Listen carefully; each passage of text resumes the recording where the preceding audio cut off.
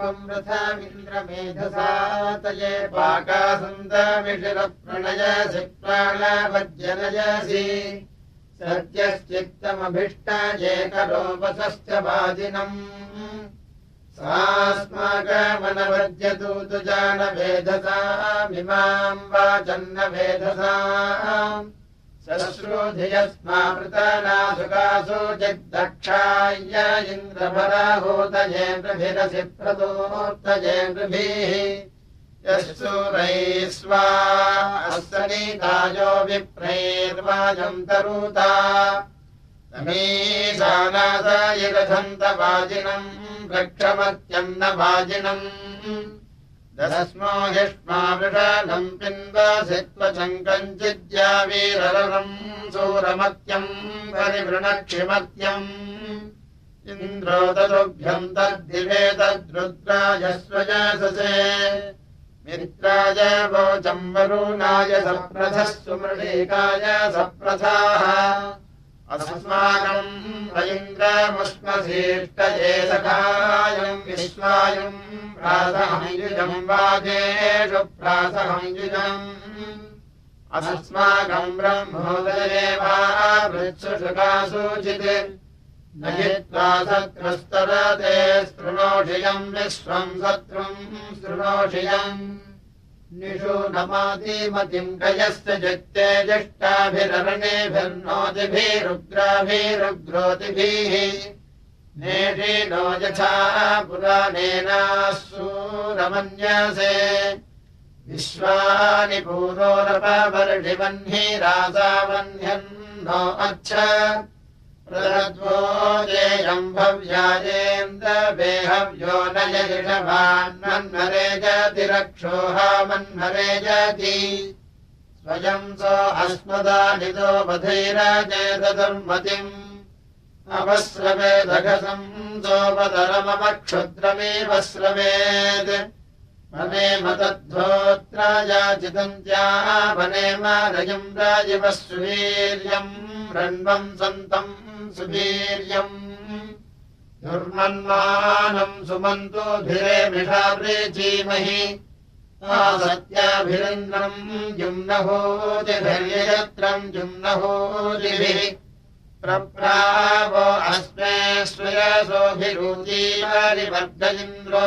दुर्मदीनाम् दधीमम् दुर्मदीनाम् स्वयम् सारेषयध्यैया न उपेशे अत्रैः हतेम सन्नवक्षति क्षिप्ता जोर्निर्नवक्षति तन्न इन्द्रराजा परीनसा याहि पथा नेहसा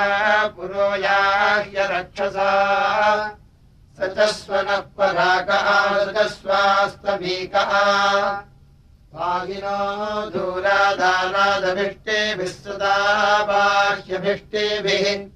तन्न इन्द्रराजा तनूषसोऽग्रम् चित्वा महिमा चक्षदवसे महे मित्रम् नावसे ओजिष्ठत्रादरवीदारथम् कञ्चीदमत्या अन्यमस्मद्रिरिषेयम् जीदद्रिभोरिक्षन्तम् जिदद्रिवः वायिना इन्द्रदृष्टदस्मृतो वयाता सदमिद्दुर्मदीनाम् देवः सन्दुर्मदीनाम् हन्ता पापस्य रक्षसस्त्राता विप्रस्य मावतः अथाहित्वा जनिता जीजनद्वसो रक्षोहनम् त्वाजीजनद्वसो येन्द्रजाह्युपनः परावतो नायमच्छा विदधानि वसत्त्वाधिरस्तम् राजेव सत्त्वादिः अपामहे त्वा भजम् प्रयस्वन्तः सुते सजा पुत्रासो न पितरम् वाजासातयेमम् ज्येष्ठम् वाजासातये विभासोपमिन्द्रसुपानमद्रिभिः कोसेन सिक्तमबलम् नपुंसकस्तादृशानो नपुंसकः मदाय हर्यदायते दुविष्टमायधायसे आत्वा यच्छन्तु हरिजोलसूर्यमहाविश्वे वसूर्यम् अभिन्दद्दिवो निहितम् गुहानिधिम् वेद गर्भम् परिवेगमस्मन्यनन्ते अन्तरस्मानि व्रजम् वज्रीगवानि वसिषा सन्नङ्गीरस्तमः अपावृणोदिष इन्द्रः परीवृता द्वारयिषः परीवृताः दादृहानो वज्रमिन्द्रो गभस्यो मोक्षमेव दिग्ममसनायसम् स्यादरिहत्यायसम् स्यात् दिव्यानवोजसाशवोऽधीन्द्रमज्मना तष्टेव वृक्षम् वनिनो निवृष्टसि परस्वेव निवृष्टसि त्वम् वृथा नद्य इन्द्रसप्तवेच्छा समुद्रमसृजो रथाङ्गिव वाजयतो रथाङ्गिव इत ऊतीर युञ्जत समानमर्थमक्षीतम् धेनूरीवमनवे विश्वतो रथो जनाय विश्वतो रथः इमान्ते वाचम् वसूयन्त आजभो रथन्नधीरस्वपा अदक्षिणः सुम्नायत्वामादक्षिषुः शुम्भन्तो जेन्यम् यथा वाजेषु विप्रवाजिनम् अत्यमिव सवसे सातजेधना विश्वाधनानि सातये भिनत्वरो नवतिमिन्द्रपूरवेदिवो दासाय मही दासुषे नृतो वज्रेण दासुषे नृतो अतिथिग्वाय संवरम् गिरे रुद्रो अवाभरत् महोधना निजयमानवोजसा विश्वाधनान्योजसा इन्द्रः समत्सु यजमानमार्यम् प्राभद्विश्वेषु सदमोदिमादिषु स्वर्णेरेष्वादिषु मनाभेसासदम् व्रतात्मकम् कृष्णामारन्धयत् तक्षन्न विश्वम् ददृशानमोषधिन्यर्षसानमोषधि सूरश्चक्रम् प्रबृहज्जातवोजसा प्रभित्ते वाचमरुणो मूषायति शाणामूषायति उशनायत्वा रावतो जगन्नूतये कवे सुम्नानि विश्वावनूषेव दुर्वनिरहा विश्वेव दुर्वणीः स नो नव्येभिर्वृषकर्मन्नुक्तैः पुरान्दरतः पायुभिः पायिषग्मैः विमोधासेभिरिन्द्रस्तवानो वावृधीथा अहोभिर्वज्यौ इन्द्रायैद्योरसूरो अनम् मदेन्द्राय मयि पृथिवी परीमभिर्जुम्नसा तापरीमभिः इन्द्रम् विश्वे सजोषसो देवासो दधिरे पुरः इन्द्राय विश्वासमानानि मानुषा रातानि सन्तु मानुषा विश्वे विहित्वा समानेषु तुञ्जते समानमेकम् वृषमन्यभप्रथक्स्वस्वनिष्यभप्रथक् तम् त्वानाभन्नपर्षणिम् सूषस्य दुरिधीमहि इन्द्रम् न यज्ञैः स्थितयन्त आजभस्तो मेभिरिन्द्रमाजवाः दित्वा तदस्वे मिथुनामस्यमो ब्रजस्य सातागव्यस्य निःसृजः सक्षम् दयिन्द्र निःसृजाः यद्गव्यन्ताद्वाजना स्वा अर्यन्ता समूहासि आविष्करिक्रद्वृषणम् स चाभुवम् वज्रमिन्द्र स चाभुवम् विदुष्टे अस्य वीर्यस्य पूर्णभः पुरो यदिन्द्रसारधीरवादीरः स्वासहानो अवादीरः शासस्तमिन्द्रमत्यमयध्युम् सवसस्पते महीमामुष्णाः पृथिवी इमा अपो मन्दसा न इमा अपः आदित्ये अस्य वीर्यस्य जर्किरन्मदेषु वृषन्नुषिजो यथा वीत सखीयतो यथा वीत चकर्थकालमेभ्यः पृतना सुप्रवन्तवे ते अन्यामन्याम् नद्यम् सनिष्णतः स्रवस्यन्तः सनिष्णत उतो नो अस्या उषसो जुषे दह्या अर्कस्य बोधि अभिषो हवीमभिः स्वर्षादाहवीमभिः यदिन्द्रहन्तभे मृथो वृषा वज्रञ्चिकेदसि आमे अस्य वेदसो नवीयसो मन्वश्रुधि नवीयसः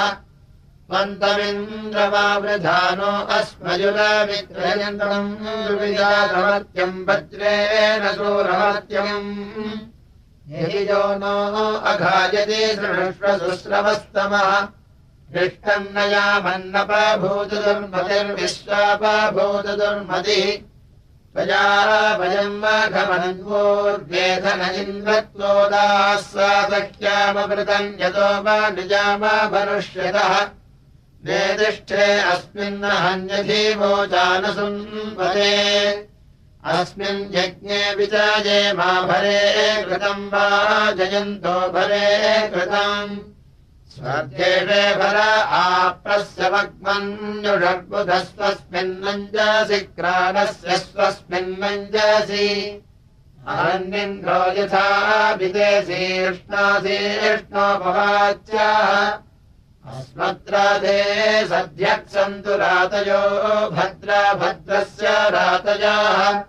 तत्त्व प्रजः प्रत्वधादेशि सुक्वणम् यस्मिन् यज्ञे वारमकृण्वदक्षय मृतस्य वारशिक्षयम्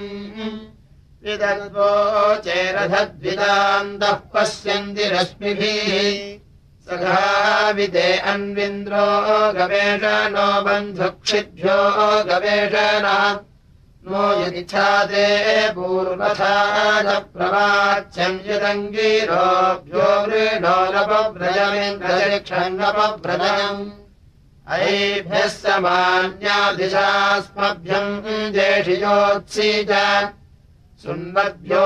रन्धया कञ्चीरव्रतम् ऋणायन्तम् जिरव्रतम् संयज्ञनाम् कृतोभिः सूरयेक्षयद्धने हिते तरुणन्दस्रवस्य वप्रयक्षन्दस्रवस्य वाह तस्मायुः प्रजापतिर्बाधे अर्चन्योजसा इन्द्रभोक्यम् दिरिषन्दधीतयो देवानधीतयाः इवम् तमिन्द्रापर्वता पुरो युधायो नः प्रतन्यातपतन्तमिद्धतम् वज्रेण तन्तमिद्धतम् दूरे चर्चा यच्छन् सद्गहनम् यदि रक्षत् अस्माकम् शत्रून् परिशूरविश्वतो धर्मादर्शेष्टविश्वताः उभे पूना विरोधसी ऋतेन द्रुहो लहामिषम् महीरनिद्राः अभिव्रज्य यत्र हता अमित्रा वैलस्थानम् परिदृढा असेरन् अभिव्रज्याजितद्रिवः शीर्षायातुमतीना छिन्दिवडूरिणा पदा महावडूरिणा पदा अवासाम् मघवञ्च हि शब्दो यातुमतीना वैलस्थानके अर्मके महावैलस्थे अर्मके यासाम् तिस्रः पञ्चाशतोभिर्नङ्गैरपावपः तत्सुते वनायति तकत्सुते वनायति विशङ्कभृट्यमम् भृणम् पिशाचीमिन्द्रसंवृण सर्वम् रक्षो निबर्हय अवर्मह इन्द्रदादिः सुधीरः सुशोधनेजोः क्षारभीडाम् अद्रिवो घृणान्नभीडाम् अद्रिवः सुष्मिन्दमोहि सुष्मिभिर्वधैरुग्रेभीयसे अभवोर्षघ्नो अप्रतीतसूरसत्त्वाभिस्त्रिशतैः सूरसत्त्वाभिः मनोरीसन्वनम् क्षयम् परेण दस्वन्भानो हिष्माय जत्यभद्विषो देवानामभद्विषाः सुन्वानयित्सीषा सति सहस्रा भाग्यवृतः सुन्वानायेन्द्रो ददात्याभुवम् मयिम् ददात्याभुवम् आत्वादिवो रारहाणा अभिप्रयो वाजो वहन्तिह पूर्ववीतये सोमस्य पूर्ववीतये ऊर्ध्वा ते अनुसूनृता मनस्तिष्ठतु जानति नियुत्वा दारथेनायाहि धावने वायो मखस्य धावने वन्दन् दत्त्वा मन्दिनो वाजलिन्दवोऽस्मत्क्राणा सत्सुकृता अभिद्या भोगोभिः क्राणा अभिद्यावः यद्धक्राणाजिरध्यैदक्षम् सुगन्धभूतयाः सध्रीजीनालियुतो दावनेधिज उपब्रुवत ईन्धियाः वाजुर्युम् केरोहिता वाजुररुणा वाजुरसे अजिरा धुरिवोढवे वयिष्ठा धुरिवोढवे प्रबोधया पुरन्धिम् जार आस सतीमीव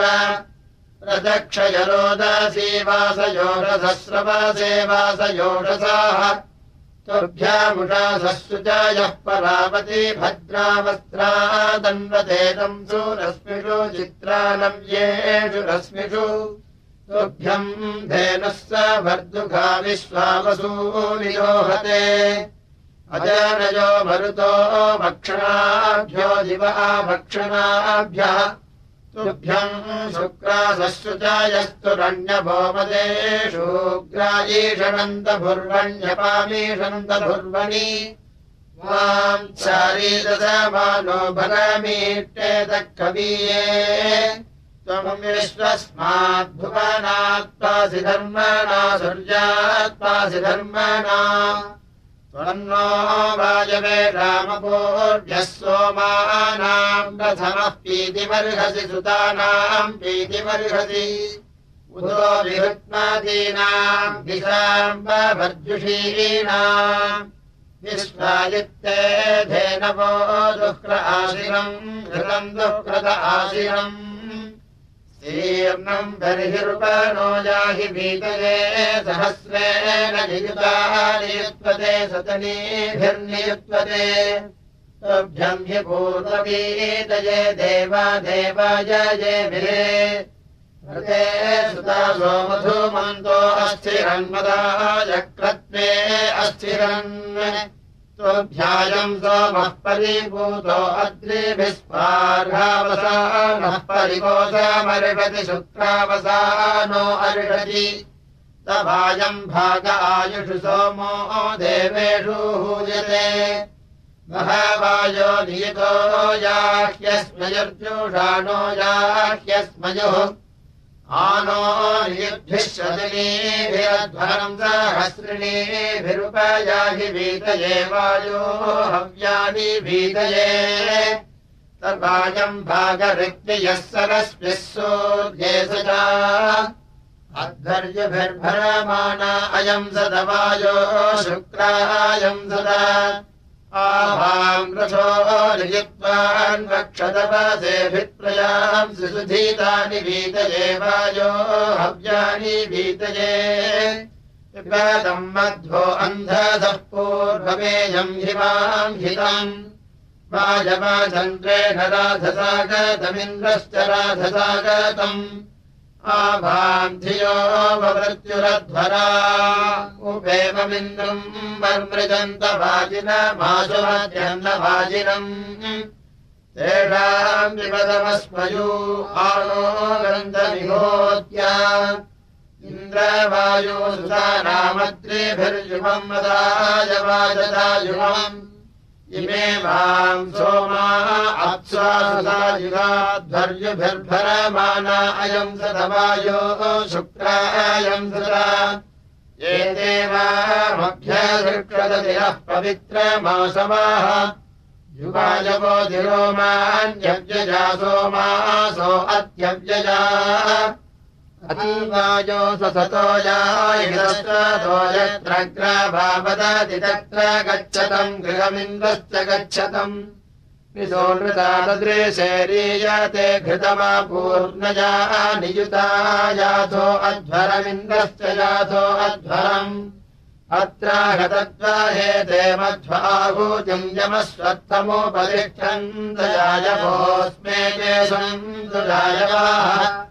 साकम् गावः सुपदे पच्यतेजभो न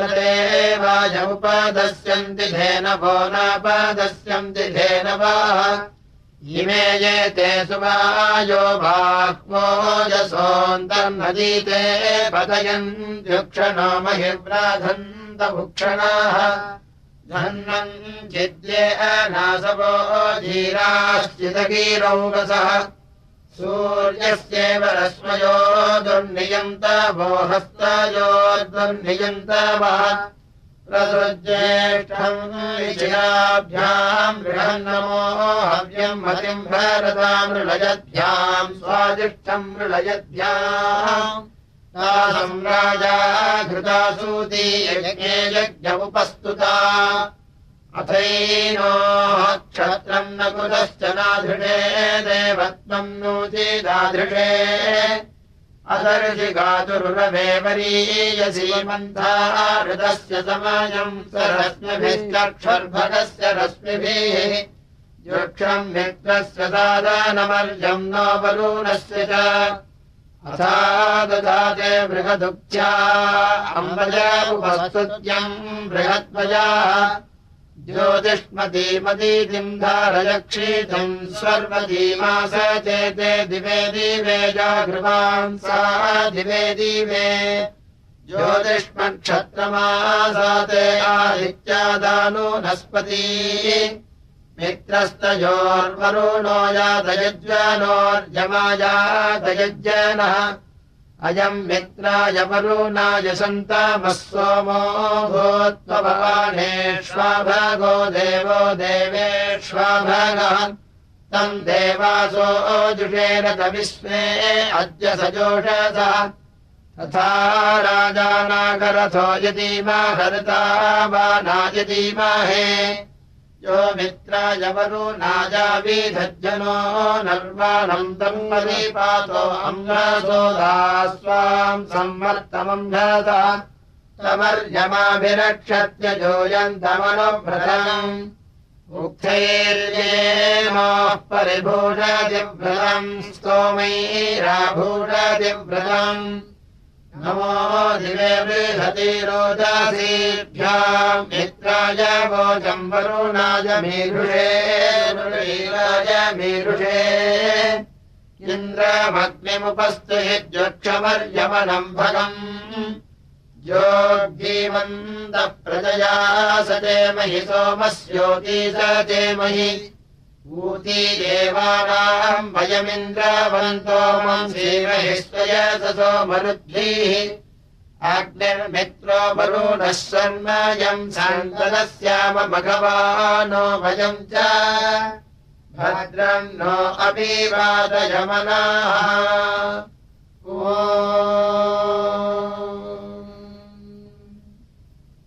हरिः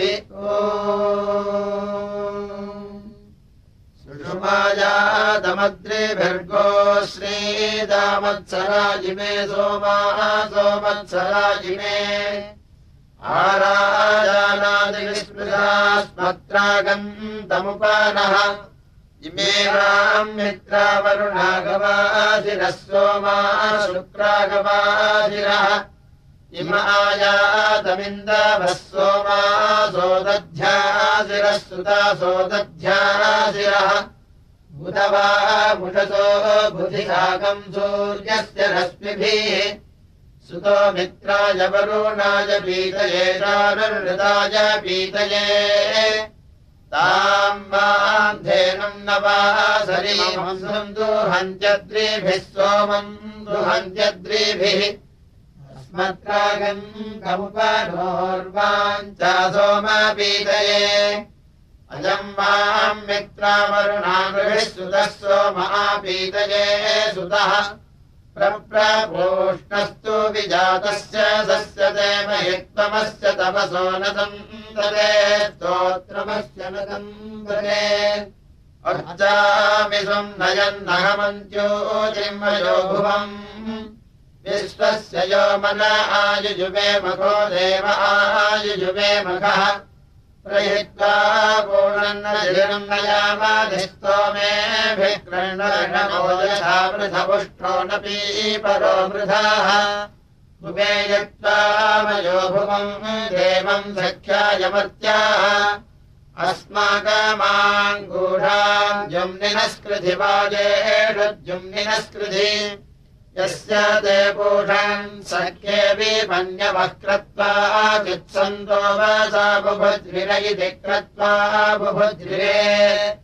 तामनत्वानवीयसीम् नियुतम् राजयीमहे अहेलमानपुरुषम् ससरी भव वाजे वाजे सरी भव अस्या भूषणमुपसातये भुवो हेलमानो नरिवा अजास्वश्रवस्य तामजास्व ओषुत्वामृते महिस्तोमे भर्दस्व साधुभिः नयित्वा भूषङ्गतिमन्य आघृणेन ते सख्यमबन्धुमे अस्तु श्रौषट्पुरो अग्निम् धिया दधानुदच्छब्दो दिव्यम् व्रीणीमः इन्द्रवायो व्रीणीमहे यद्धक्राणा विवस्वदिनाभासन्दायिनव्याधि अधप्रसूनमुपायन्तु धीतयो देवान् अच्छानधीतयाः यद्धत्यन्मित्रावरुणामृता दध्या ददासे अमृतम् स्वेन मञ्जुना दक्षस्य स्वेन मञ्जुना युवो रिक्ताधितद्वस्वपश्याम हिरण्यम् दीभिश्च न मनसा स्वेभिरक्षभिः सोमस्य स्वेभिरक्षभिः इमाम् स्तोमेभिर्देवयन्तो अश्विना श्रावयन्त इव श्लोकभाजवो युवाम् भव्याभ्या आजवाः युगोर्विश्वा अधिश्रियः प्रक्षस्य विश्वमेधसा प्रजायन्ते माम् पवयो हिरण्यये रथे दस्रा हिरण्यये अचेदिदस्राव्यो नागामृण्वतो युञ्जते वाम्यथयुजो दिविष्टिष्वध्वस्मानो दिविष्टिषु अथैवां सामबन्धुरे रथे दस्रा हिरण्यये अथे वयन्तावनुसासतारजाञ्च सासासतारजाः सतीभिर्नः सजीवसूदिवानक्तम् दशस्यतम् मावाम् रातिरुपदसत्कदाचन स्मद्रातिः कदाचन वृषन्निन्द्रवृषपानाद इन्द्रपजिमे सुता अद्रीषुता स बुद्धितस्तुभ्यम् सुता स बुद्धिताः ते त्वामन्दन्तु धावने महे चित्राय राधसे गीर्भिर्गिर्वाघस्तव मा नागाहि सुमृढीको नागाहि ओषूनो अग्ने शृणुहित्वमीरितो देवेभ्यो ब्रवसि यज्ञियेभ्यो राजभ्यो यज्ञियेभ्यः यद्धत्यामङ्गीरोभ्यो धेनुम् देवा अदत्तन विदाम् दुःख्रे अर्यमा कर्तरी सता येषताम् वेदमे सता मोषुवो अस्मद्विदायिमोम् स्यासाभुवञ्जुम्नानि मोतजारिषुरस्मत्पुरोदजारिषुः यद्मस्कित्रम् युगे युगेन व्यङ्घोषादमत्यम् अस्मासु तन्मारुतो यच्च दुष्टरम् दिधृता यच्च दुष्टरम् तद्ध्यन्नामे जनुषम् पूर्वो अङ्गीराः प्रियमेधः कल्पो अद्भिर्मनर्विदुस्ते मे पूर्वे मनर्विदुः तेषाम् देवेष्वायतिरस्माकम् तेषु लाभजः तेषाम् पदेन मह्यानामे गिरिरेन्द्राग्नि आनामे गिरा होतायक्षद्वलिनो बन्धवार्यम् बृहस्पतिर्यजति वेन वृक्षभिः पुरुवारेभिरुक्षभिः जगर्माधूरादिशम् श्लोकमद्रेण धत्मना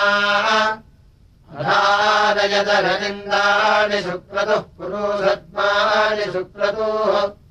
ये देवासो दिव्येकादशस्थ पृथिव्यावध्येकादशस्थ अप्सुक्षितो महिनैकादशस्थते देवासो यज्ञमिमञ्जूरध्वम् वेदिषते प्रयतामायसुज्यते दासमेव प्रभरायोनिमग्नये वस्त्रेणेव वासयामन्मनाशुचिम् ज्योतिरथम् शुक्रवन्नम् तमोहनम्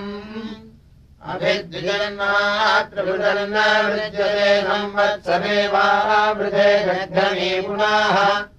अन्यस्यासा जिह्वयादेन्यो वृषान्या अन्येन वनिनो वृष्टवारणः कृष्णप्रदौ वेभिरे अस्य सक्षिताः उपातारेते अभिमातनाशिषुम् राजा जिह्वम् धसजनन्दम् दृढच्युतमासाच्छम् कृपजम् वर्धनम् विदुः मुक्षो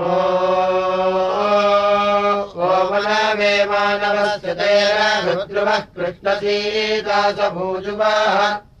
असमनाः जिरासो रघुष्यतो पातजूता उपयुज्यन्त आसवाः आदस्य ते ध्वसयन्तो वृथेरते ऋकवमहिवर्तः करिक्रतः यत्सीयम् मयीमवनिम् प्राभिमन्वेदविश्वतंस्तनयन्नेति नानदत् भूषण्गयोधिभ्रूषणम् न ते वृषे भवत्रीरभ्ये जिरोरूपत् भोजायमानस्तन्वश्च शुम्भते भीमो नृङ्गादविधावधृग्भिः संस्थिरो विष्टिरः सङ्गृहायति जानन्नेव जानतीर्नित्यासाये पुनर्वर्धन्ते अभियन्ति देव्यामन्यद्वर्पः पित्रो कृण्वते सजा समग्रवः केशिने सङ्गमे विरभूर्ध्वास्तर्मम् ऋषे प्रायवे पुनः तासाम् जनाम् प्रामुञ्जन्ये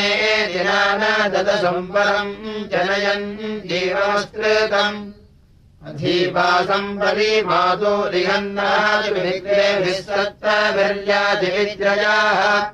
वयोदधत्पद्वदेरेरिहस्सदारुष्येनी सजते वत्तनीरः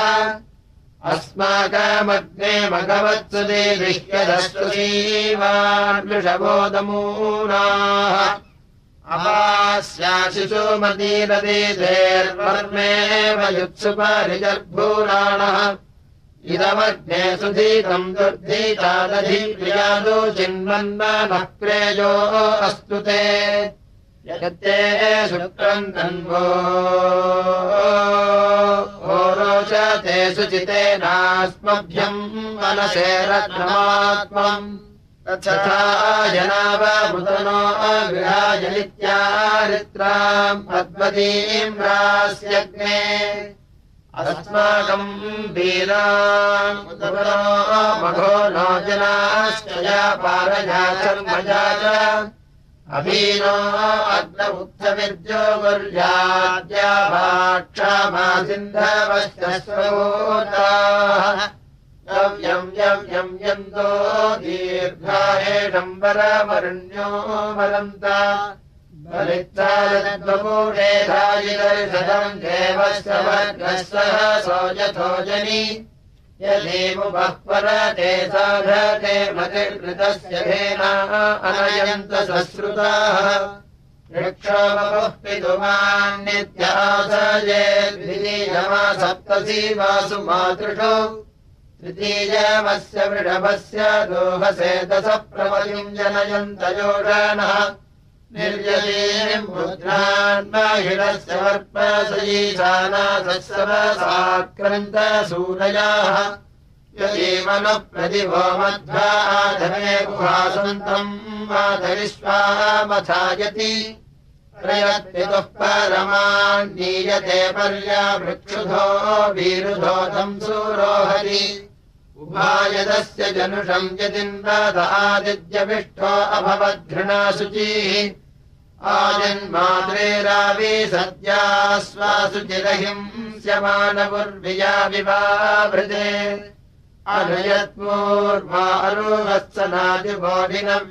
अनयत्मूर्वारुहत्सनादिबोधिनव्यासीष्वरासु धावते आदिध्वोतारम् वृणते दिविष्टिषु भरामिव पप्रजानासारिञ्जते देवान्यत्कृत्वा मत्मना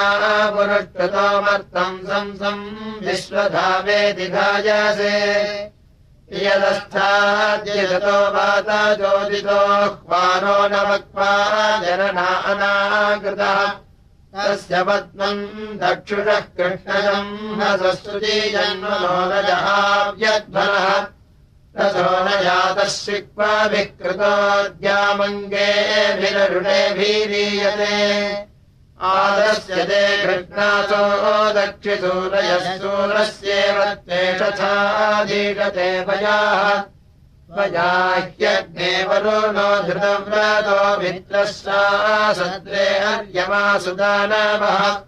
यत्सेवनक्रतूना विश्वथा विभुरलान्ननेमिः परिभूरलायथाः त्वमग्ने समानाय शृण्वते रत्नम् जविष्ठदेवतादिविन्वसि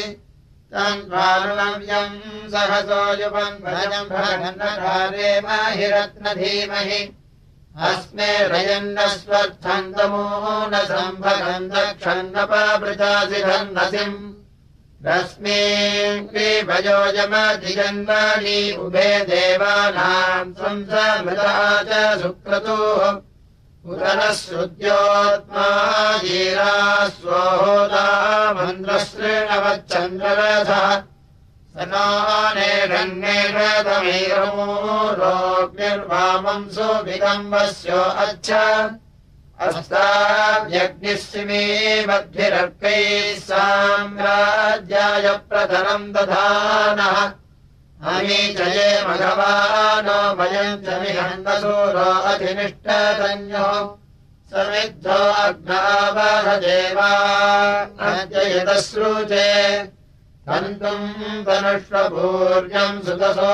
मायदाशुभे धृतवन्तमुपमासि मधुमन्तम् तनूनपात्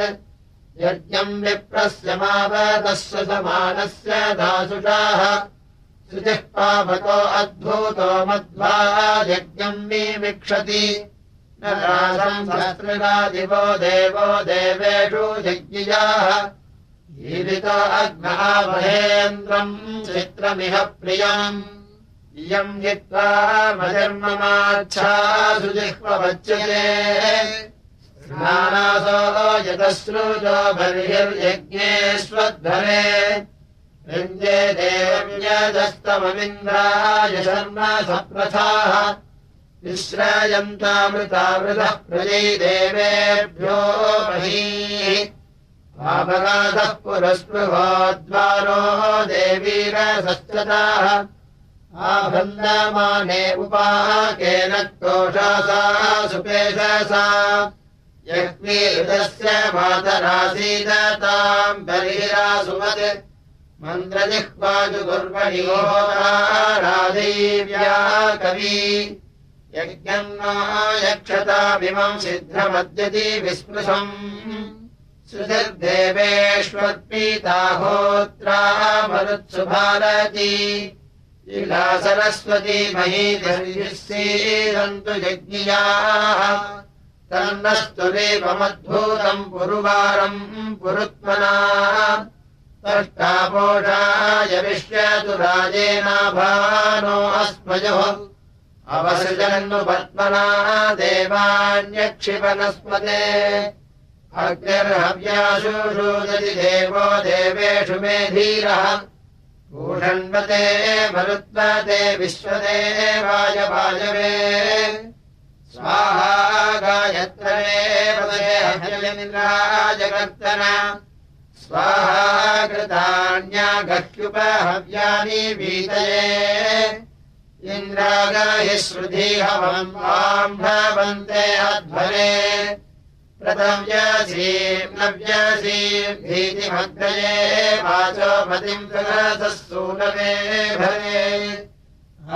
भवान्नपाद्यो वसुभिः सह प्रियो होता पृथिव्याम् यसीनधृत्याः स जायमानः परमेव्यो मन्याभिरग्निरभवन्मातरिष्वने अस्य क्रत्वा समिधानस्य मध्मना प्रत्यावासो जिह्पृथिवी आरोचयत् अस्य त्वेषा अजरा अस्य बालवस्तु सन्दृशः सुप्रतीकस्य सुज्युताः भात्पक्षसो अत्यक्तम् न सिन्धवोऽग्नेरे जन्ते अससन्तो अजराः यमे ऋरे मृगावो विश्ववेदसंनाभा पृथिव्या भुवनस्य पद्मना अग्निर्भिर्भिर्भिः स्वादमे जये कोपस्वपरूणो न राजति न योवराय मरुतामिव स्वरस्येनेव सृष्टा दिव्या यथासनीः अग्निर्जम्भैस्तिगिरैरत्यभर्वाति योधो न सत्रान् सवनान् विरिञ्जते कुविन्नो अग्निरुचथस्य वीरसद्वसुष्कुविद्वसुभिः काममावरत् चोदः कुवित्तो दुर्यात् साधयेधियः सुजिप्रदीपम् तमया धिया गृह्णे घृतप्रदीकम् वरदस्य धूर्षणमग्निम् मित्रम् न सामिधानरञ्जते इन्धानो अक्रो विदधेर्देद्यच्छुक्रवन्नामधूनायम् सते धियम् अप्रायुच्छन्नप्रायुच्छद्भिरग्ने शिवेभिन्नः पायुभिः पायुसक्मैः अदब्धे विरद्रेभिदेभिरिट्टेनीमिरद्भिः परिपाहिनो जाः येदि प्रहोदा प्रथमस्य माजजोर्ध्वाम् दधानः शुचिपेशसन्धियम् अभिसृजः क्रमदे दक्षिणामृतो या अस्य धाव प्रथमम् हनिंसते अभिमृतस्य दोहना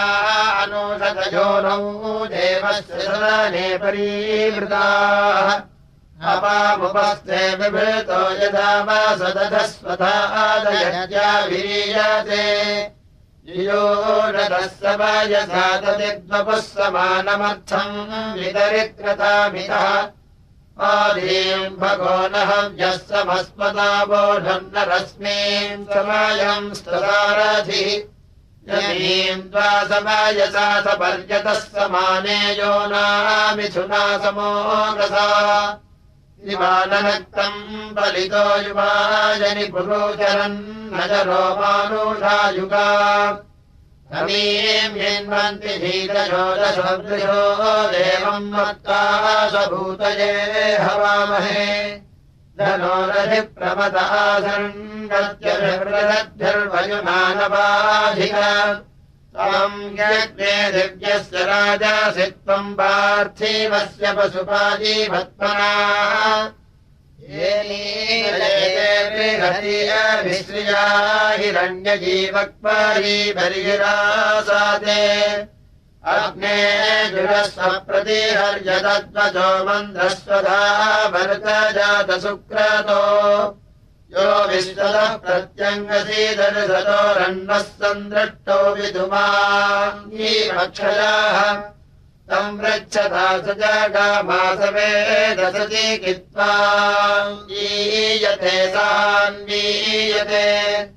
तस्मिन् सन्धिप्रसिडस्तस्मिन् निष्ठयः समाजस्य समानः सुष्मिनस्पतिः तमित्रच्छन्ति न सिमो विपृच्छति सेनेव धीरो मनसा यदग्रभीत् न वृष्यते प्रथमम् नापरम् वचोऽस्य कृत्वा सजते अप्रादृविदः तविद्गच्छन्ति जुह्वा हस्तमर्वतीर्विश्वान्येकशृणभद्वचांसि मे गुरुप्रेणस्ततो